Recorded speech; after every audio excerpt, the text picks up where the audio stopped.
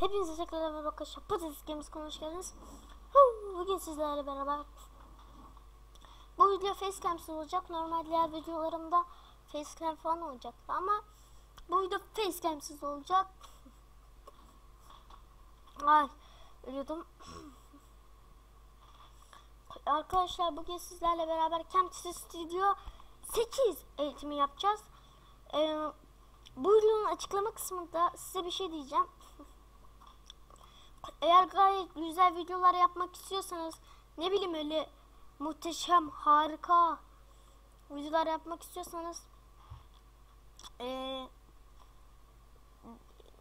işte Camtasia Studio 8 kullanabilirsiniz. Yani Camtasia Studio söyleyemedim. Camtasia Studio 8 sizin her işinizi görecektir. Ben önceden bir tane video çektim.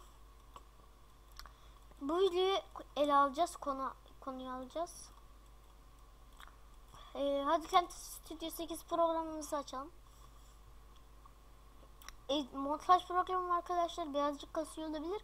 Çok az kasıyor olabilir. O da benim sadece videoda olduğumdan. Yoksa videoda olmasam bu kadar kasmaz. Şimdi bu video burada dursun. Ama ilk önce hiçbir şey geçmeden arkadaşlar, ilk önce size şunu demek istiyorum. Bastınız, şu anda açılmadı da birazdan açılır. Birazcık daha bekleyelim. Kayıtta olduğumdan şimdi açamayabilir. Açıldı, geldi. Camtasia Studio 8 açılıyor yavaş yavaş. Alt kısımda bakın arkadaşlar, geldi. Hadi bakalım, hadi ya. İşte birazcık böyle uzun açılıyor. Programımız bu şimdi. İlk önce sizin yapmanız gereken şey arkadaşlar, hiçbir şey değil, hiçbir şey önemli değil. İlk önce evet arkadaşlar, devam ediyoruz. Olurdu. Bir şey sende. Her gün bir şey seniyor mübarek. Ondan önce bir tane video çekme programı almalısınız. Ben şunu kullanıyorum. Screen Recorder, Record PC Screen falan işte. Bu sizin mikrofonunuzu alıyor. Bakın ben şu anda siyahlığa tıklıyorum. Bakın. Gördünüz mü? Sarı bir nokta çıkıyor galiba. Onu falan sağlıyor. Sonra mikrofonunuzun sesini alıyor arkadaşlar. Kendiniz full mikrofonun sesini alıyor. Sonra MP4 şeklinde mi kaydederseniz artık, ben MP4 şeklinde kaydediyorum. AVI şeklinde, JPEG gibi bilmiyorum, öyle farklı şekillerde kaydedebiliyorsunuz. Ama bunlardan size 3 tane verildi. Hem AVI şeklinde, hem MP4 şeklinde, hem de JPG şeklinde, neydi bilmiyorum. Ben MP4 şeklinde kaydediyorum. Sonra nereye kaydettiğinizi seçiyorsunuz. Ben masa üstünde kaydetmeyi seçtim. Masa üstünde kaydediyor şekli videoları, böyle teker teker, böyle şuraları. Bunlar da benim editleyeceğim videolar. Arkadaşlar siz onu boş verin, bunları boş verin. Bir tane ben bunu video çekme programının linkini açıklama kısmında vereceğim. Linke gidip indirebilirsiniz. Bu uygulamayı oradan linke gidip indirebilirsiniz arkadaşlar. Video çekme sesim ince geliyorsa da o da mikrofondan zaten. Yeni bir mikrofon aldım. Her neyse. Hadi başlayalım. Ben işte size Audacity'nin kullanımını, sonra nerede? Photoscape'in kullanımını, durun bir dakika. Bir Google'ı açıp bir şey göstereceğim. Hemen dondurayım şurada. Evet arkadaşlar. Böyle yapalım. Şöyle göstereyim ben size, bir dakika. Bu benim videom. Siz ona bakmayın. Ay, nefes alamıyorum. Sıcaklar aldım. Her neyse. Videoda işte Photoscape şu işe yarıyor. Bunu da kullanmadım da, görüyor musunuz? Fotoğraf koymuşlar. Bakın şuraya bir tane fotoğraf koymuş. Küçük resim. Bakın bunu görebiliyor musunuz? Bakın bu resmi işte ben. Bu resmi falan millet. Ben bu resmi mesela benim videom. O resmi Photoscape'den yaptım. Onun da bütün her şeyin kullanımını ileride size vereceğim. Bunun da ayrıntılarını vereceğim. Belki kullanamıyorsunuzdur, kullanamamışsınızdır. Hadi başlayalım. İlk önce dediğim gibi ben bu video çekme programının linkini aşağıda açıklama kısmında vereceğim. Siz onu kafanıza takmayın. Oradan bunun kullanımını da vereceğim. Screen Recorder'ın nasıl kullanıldığını da göstereceğim. Linkini de vereceğim. Oradan indirip kurabilirsiniz. Zaten çok basit bu kurulumu var yani. İmkansız. Açtığınız anda direkt 4 tane her neyse size gözükecektir. Şimdi video çekme programımıza gelelim. İlk önce siz bunu Camtasia Studio 8'i indiriyorsunuz. Kurulumunu yapıyorsunuz. Kurulumunuzu yaparken size şöyle bir şey gelebilir. Ne bileyim K gelebilir. Name yazacak orada. Yani name diye yazılıyor. Name diye okunuyor. İsim ilk üst kısma isminizi yazın. İstediğiniz bir şey yazın. Alt kısma da K kodunu yazıyorsunuz arkadaşlar. K kodunu yazıyorsunuz. Ben onun da K kodunu açıklama kısmında vereceğim. K kodunu. Kurulumunu yaparken son aşamalara geldiğinizde orada K falan yazacak, ne bileyim. Ya da 30 günlük kullanım açarsınız. 30 günlük kullanımın sonuna gelirsiniz. 30 günlük kullanımın sonunda da yapabilirsiniz. Başta da yapabilirsiniz. Diyelim 30 günün sonuna geldiniz. Sizden bir süre sonra K isteyecek. Anahtar isteyecek. Açıklama kısmına ben size vereceğim. O K'yi oraya yazıp belki de veririm, belki de vermem. Bilmiyorum. Siz onu yapıp şey yapabilirsiniz mesela. İşte okey yazdıktan sonra kapatın, tekrar açın, sonra oradan size bir şey gelecek bu yere. Siz ona evet diyeceksiniz. Sonra Hobele diye bu açılacak arkadaşlar. Böyle bir şey. Camtasia Studio'yu bilmeyenler varsa aranızda arkadaşlar, şöyle bir şey. Hem sizin video çekmenize de yarıyor bakın. Buradan record to screen derseniz bu tamamen böyle buradan kapanıyor. Bunun bir tane video çekme programı geliyor. Edit programından video da çekebilirsiniz. Öyle şeyler yapabilirsiniz. Şimdi isterseniz dosya açıp yapabilirsiniz. İsterseniz de videonuzu böyle basılı tutup sürükleyip buraya sürükle bırak taklidi sürükleyebilirsiniz. Ama isterseniz de buradan remove frame clip deyin. Sonra buradan open project, dur bir dakika, durur musun bir dakika, şuraya file kısmına gelip tıklamıyorsunuz, üstüne durduruyorsunuz. Sonra ikinci olan open project'e tıklıyorsunuz. Sonra burada sizin bir videonuzu bekliyor. Ne açalım? Örneğin şurada, o da mı yok? Video yokmuş. İsterseniz orada dosyaları gönderip oradan da açabilirsiniz. Ama ben genelde sürükle bırak taktiği kullanıyorum. Şöyle göstereyim. Programı da ele alayım. Şurada gözüksün. Tutuyorsunuz. Programın üstüne getiriyorsunuz. Beyaz alana bırakıyorsunuz. Tekrardan şunu şöyle yaparsak.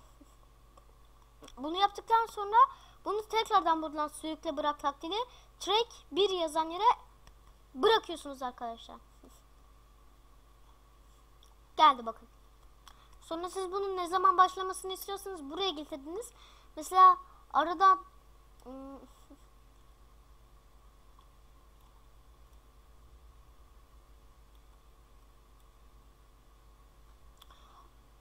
10 saniye 18. saniyede başlamasını istiyorsanız falan böyle yapabilirsiniz.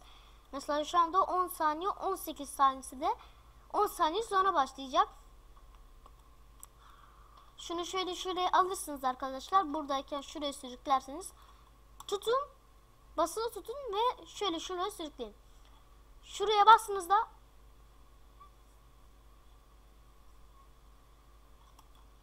sesin farklı çıkabilir. Onu siz takmayın. Kötü de çıkabilir. Onu da takmayın.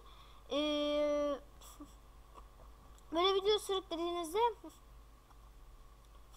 şimdi bu derste size arkadaşlar nasıl fotoğraf konulur, fotoğraf ve ne onları fotoğraf eklemeyi göstereceğim ve yakınlaştırmayı göstereceğim. Zoom yapmayı, yakınlaştırmayı ve fotoğraf eklemeyi göstereceğim. İlk önce şöyle YouTube'un Google'ın amcamıza bir gelelim. Şuradan şurayı kapatalım da. Sonra buraya hangi fotoğraf gerekiyorsa size onu yazacaksınız. Mesela ne diyeyim? Harry Potter'daki Voldemort yazalım. Voldemort, burunsuz adam. Yakında ekipman vlogu da gelecek arkadaşlar. Ben size onu da söyleyeyim. Bu videoyu da montajsız atacağım. Yanlış şeye tıkladım. Şu görsellerine gelelim mesela. Şu fotoğrafını görseli tuttunuz değil mi arkadaşlar? Görseli buldunuz. Şimdi bunu tekrar durun. Şöyle yapayım. Yine şöyle şuraya alayım. Tutun. Şöyle bakın bunu görüyor musunuz? En sağ köşeyi şuraya getirin arkadaşlar. Sonra isterseniz durun. Bakın şöyle de yapabilirsiniz.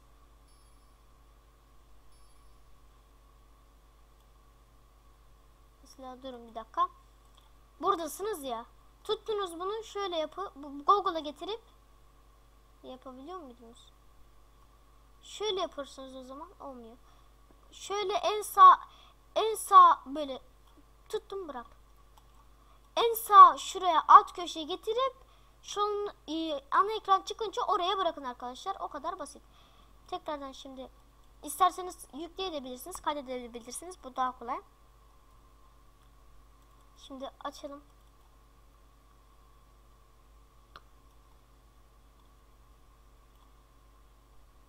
Kopyala değiştir.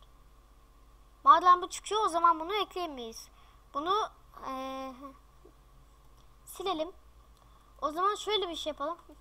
Şuradan Google'a girer misin arkadaşım? Gir Google'a. O zaman bu olmadı bu fotoğraf. O zaman farklı bir fotoğraf alırım. Şöyle.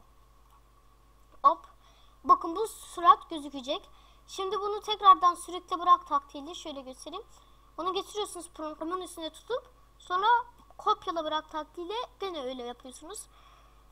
Bakın bu burada maş olarak şöyle üzgünüm bir hata oldu arkadaşlar. Bu imaj kısmında duracak.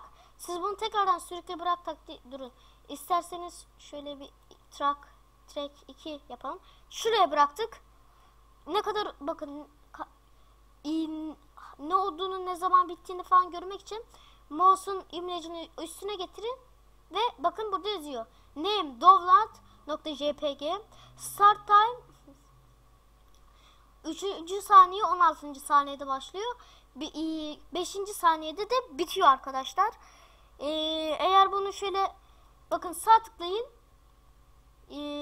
Buradan cat yani böyle silebilirsiniz.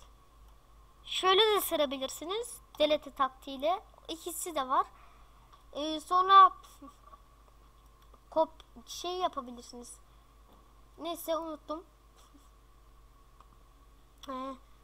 Sağ tıklayıp arkadaşlar sonra şey yapabilirsiniz. Ne bileyim işte çok şey yapabilirsiniz sağ tıklayıp. Sonra bunu mouse'un imlecinin üstüne getirip bakın büyütmeyi biliyorsunuz. Hop. Bakın burada gözükecek. Görüyor musunuz? Start time duration. Bitme saniyesi 7 saniyeye çıkarttım. Şuradan getirelim. Bakın mesela oldu ya. Bunun nerede durmasını da ayarlayabilirsiniz şuradan. Sadece burada da bütün işlemlerinizi buraya aktarıyorsunuz. Sonra da burada hallediyorsunuz. Bütün fotoğrafları, video eklemeyi, facecam, her şey orada. Fotoğraf eklemeyi ve zoom yapmayı gösterecektim. Mesela ben şuraya koyayım. Videonun işte kaç saniye bu? 7 saniye boyunca burada dursun.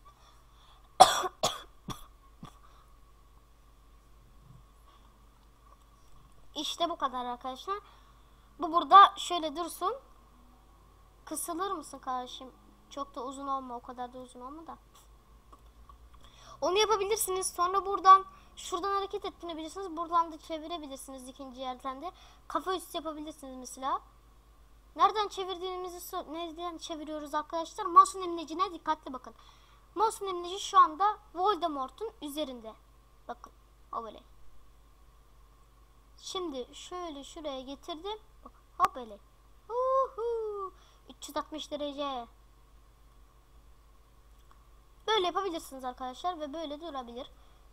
Ama ilk önce bir video çekme programına ve bir tane de edit programına ihtiyacınız var bir YouTuber olmak için. Bu kadar basit arkadaşlar. Tabi telefondan video çekiyorsanız o zaman daha zordur. YouTube'dan, Google'dan falan eğer bir hesap açarsanız, YouTube'dan kanal açarsanız daha kolay olur. En kolayı Google'dan hesap açmak. Ama bazı YouTube, eğer bu videoyu editlediniz, yaptınız, böyle oldu.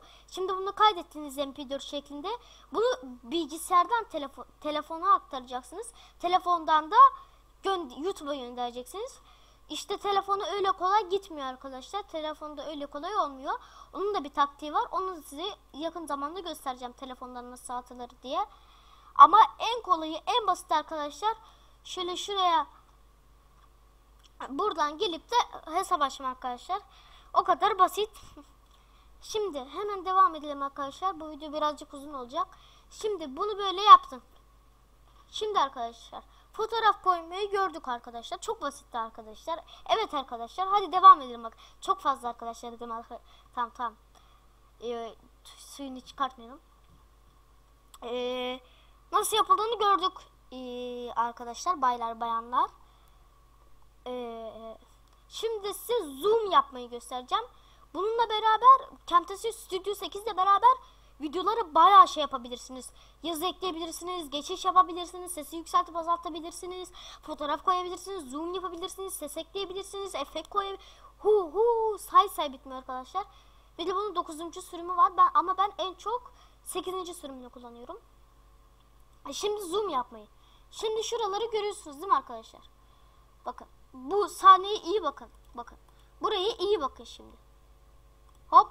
Burayı kısaltabilirsiniz. Kısaltır ne kadar, bakın. Burada her şey çıktı. Ama mesela bunu böyle kapatıp sonra da bunu arkadaşlar şöyle yaparsanız öyle olur. Hemen geliyorum arkadaşlar. Evet.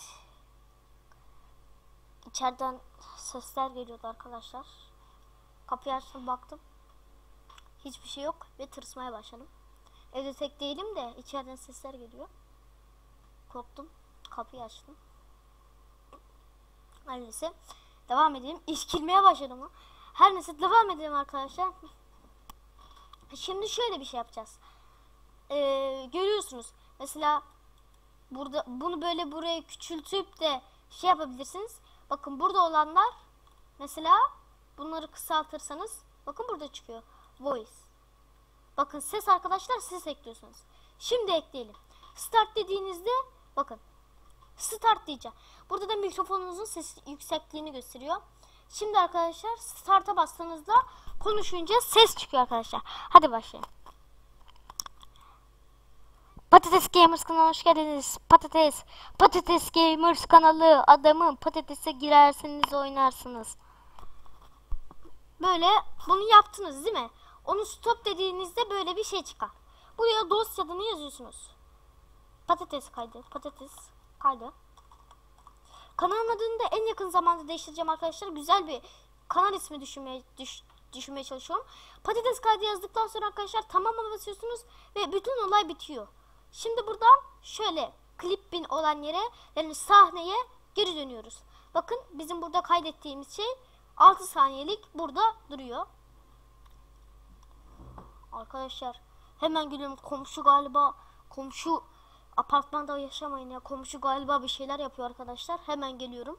Siz bekleyin. Ben bir komşuya bakıp geleyim. Arkadaşlar komşu ayin yapıyor galiba. Her neyse biz tekrardan devam edelim. Sizin o yaptığınız kaydı siz kaydettikten sonra Aido kısmı, Aido nasıl okunuyorsa ses kısmı olarak buraya geliyor. Şimdi bakın o geldiği anda zaten track 3'te kaydoluyor. Bunun kısaltabilirsiniz tabii ki. Ama çok uzatabilirsiniz. Sonuna kadar uzatabilirsiniz. Hadi bakın.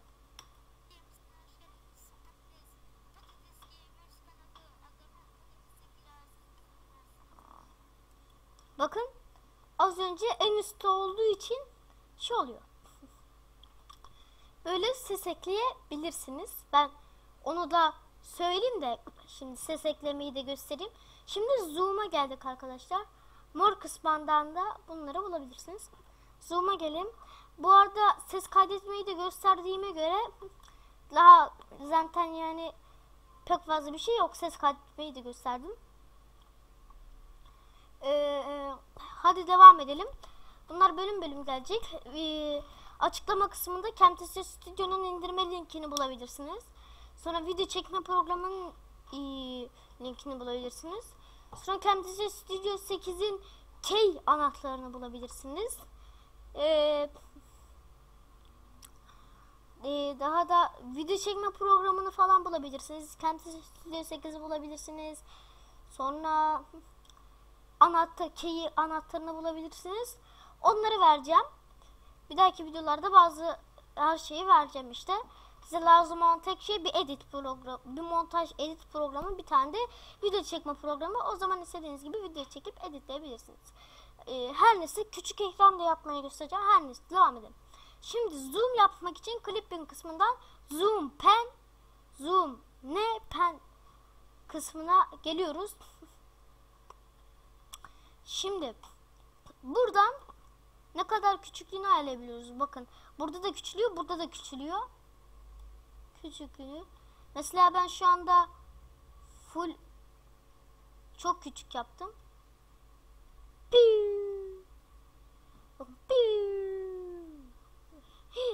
Çok saçma oldu. Bakın böyle mesela videolara başlangıç yaparak buradan böyle yaparsanız böyle uzaktan yaklaşmış şeklinde olur arkadaşlar. Çok da güzel olur bence. Şimdi siz bunu 48 şeklinde bırakın. Sonra bizim işimiz burada arkadaşlar, bu kısımda. Köşeden tutup hopale. Ne kadar? Ben mesela Voldemort'a odaklamak istiyorum. Şuraya getirin. Şuraya bir getirin.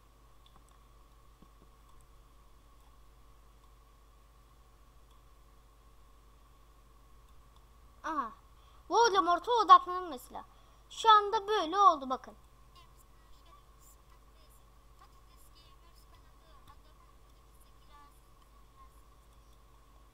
Şimdi bunu şu kadarlık bir uzatalım. Şöyle uzatalım da. Sonra mesela burada bu kadar uzun süre kaldı burada ya. Şimdi bunun tekrardan büyümesini istiyorsunuz. Tekrardan bunun küçülmesini, bütün ekranın gözükmesini istiyorsunuz. Mesela en başta ne yaptık? Buradan böyle küçülttük, buraya odakladık.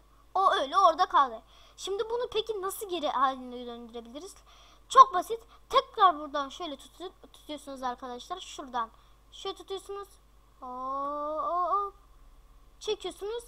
Bakın burada zaten gözüktü.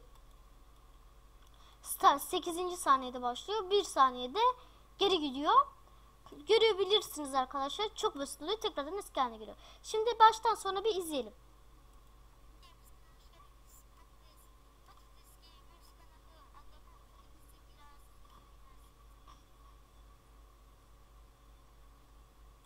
Bakın gerice geldi değil mi? Gördünüz değil mi? Gördünüz değil mi? Evet gördünüz. Bugünlük bu videodan bu kadar arkadaşlar. Bugün sizlere ses eklemeyi artı bir ek olarak ses eklemeyi gösterdim. Zoom yapmayı, yakınlaştırmayı gösterdim. Sonra resim eklemeyi gösterdim. Bu kadar arkadaşlar. Bir dahaki bölümlerde de daha çok şey yapacağız arkadaşlar. Her neyse bir dahaki bölümlerde görüşmek üzere. Aşağıdan bütün her şeyin linkini bulabilirsiniz arkadaşlar. Bu videoyu facecam'siz yaptım. Suratımı koymadım, koymayacağım da. Her neyse o zaman ben sürekli kendi videolarımı burada editliyorum. Bunu kaydetmek için ne yapıyorsunuz arkadaşlar? Bunu şuradan file kısmında export yapıyorsunuz.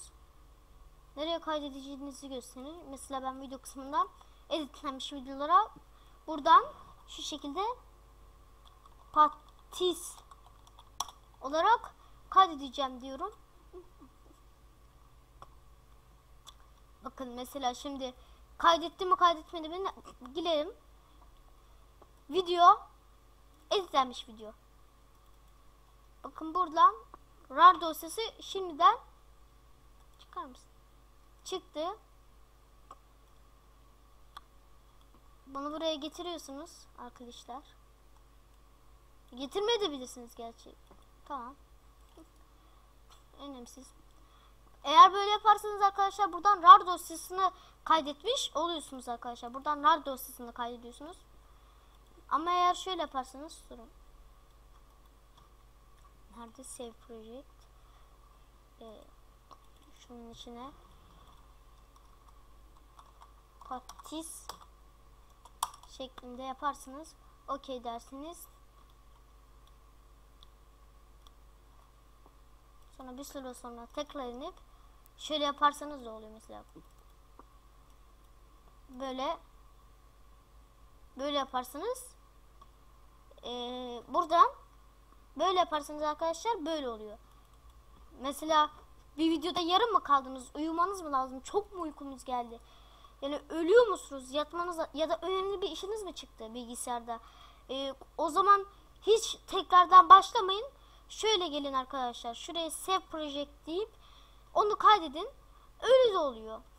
Sonra şöyle yaparsanız da şöyle oluyor. Project and share diyorsunuz. MP4 720 şeklinde ileri diyorsunuz. Patis diyorsunuz. Kaydedeceğiniz yeri seçiyorsunuz buradan.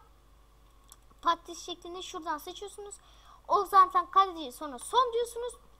Ve burada arkadaşlar bu 100 olduğunda sizin tamamen MP4 şeklinde editlenmiş videoyu yükleyebileceğiniz bir şekilde arkadaşlar, gönderebileceğiniz bir şekilde, bilgisayardan da yükleyebileceğiniz bir şekilde, telefona aktarıp telefondan da yükleyebileceğiniz bir şekilde oluyor arkadaşlar. Her türlü oluyor. Sayın, ben bunu denedim. Evet. Canca. Hiç gerek yok.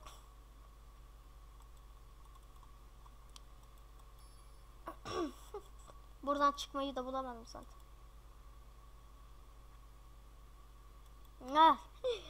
Çalışmayı durdurdu.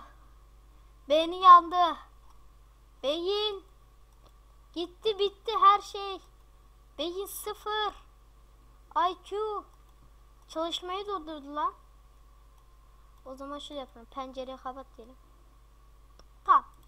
Şimdi tekrardan gelelim. Video. Editlenmiş video. Kaydetmedi mi lan bu?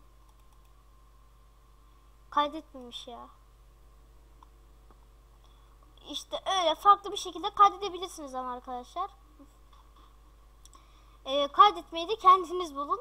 O kadar şey. Ben de yani kaydetmeyi pek fazla beceremiyorum. Kaydedemiyorum. O kadar şey yapmıyorum. O zaman Camtasia Studio'nun sonuna gelelim arkadaşlar. Bu videoyu beğendiyseniz like atmayı, yorum atmayı ve abone olmayı unutmayın.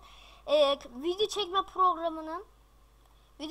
programının sonra edit programının linkini vereceğim arkadaşlar.